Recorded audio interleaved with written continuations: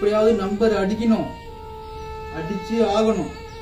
போன வருஷம் கிடா வெட்டினேன், இந்த வருஷம் நீ நம்பர் ஏத்தி கொடுத்தாதான் நான் இன்னைக்கு 5 வருஷமா எனக்கு கிடா வெட்ட முடியும்.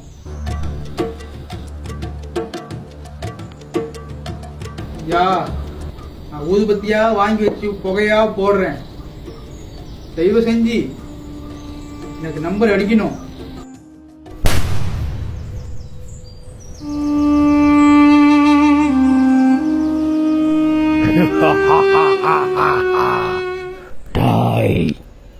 நான் தான்டா. ஏண்டா ஊதிபத்தியா கொளுத்துற நீ? ஊதிபத்தி ஈரமான விருவுகட்ட மாதிரி வாட வருதுடா. என்னாலே இதை மோற முடியல. நீ எப்படா மோந்துக்கிட்டு என்ன கொண்டுகிட்டு இருக்க?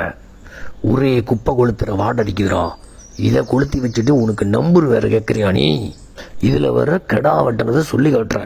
ஏண்டா கடா வெட்டிட்டு நீங்களாடா தின்னீங்க, நானாடா கேட்டேன் கடாவை? எனக்கு கொடுக்குறேன்ட்டு எல்லாத்தையும் நீங்க தானடா சாப்பிட்டுக்கிட்டு இருக்கீங்க. அது எப்படி உனக்கு நம்பர் அடிக்கணும்னா நீ ஒரு கடாவை கூட்டிட்டு வந்து வெட்டுவ. ஏண்டா உன் கைய காலை வெட்ட வேண்டியதானே? உனக்கு உடம்பு நாளா போடுன்னா ஒரு வாயில்லாத ஜீவனை கொண்டு ஏன் மண்ணுக்கு வெட்டுறீங்க? இவ்வளவு பாவத்தை செஞ்சு போட்டு கடைசியா ஒரு வீணா போனா ஊதிபத்தியை கொளுத்தி வைக்கிற. எனக்கு வர்ற வரைக்கும் அப்படியே உன்னை போட்டுருவேன். அப்புறம் சாமி வந்த மாதிரி நடிச்சு மீசைய வர முறுக்கி விட்டு சாட்டைய வேற மேல போட்டுக்கிட்டு பீரு பட்டசாராயம் சுருட்டு கிருட்டு எல்லாத்தையும் வாங்கி வச்சுக்கிட்டு நான் அடிக்கிறேன்னு சொல்லிட்டு நீங்க அடிச்சுக்கிட்டு சுத்துறீங்கடா. டேய், எப்படா நீங்களாம் மனுஷனா மாற போறீங்க? ஒரு மனுஷனா மாறி ஒரு மனுஷனுக்கு மனுஷன் சந்தோஷமா அன்போடு வாழுங்கடா. எந்த வாயில்லாத ஜீவனையும் பலி கொடுத்து பாவத்துல சிக்காதீங்கடா. டேய், நாங்க எல்லாருக்குமே காவல் தெய்வம்டா.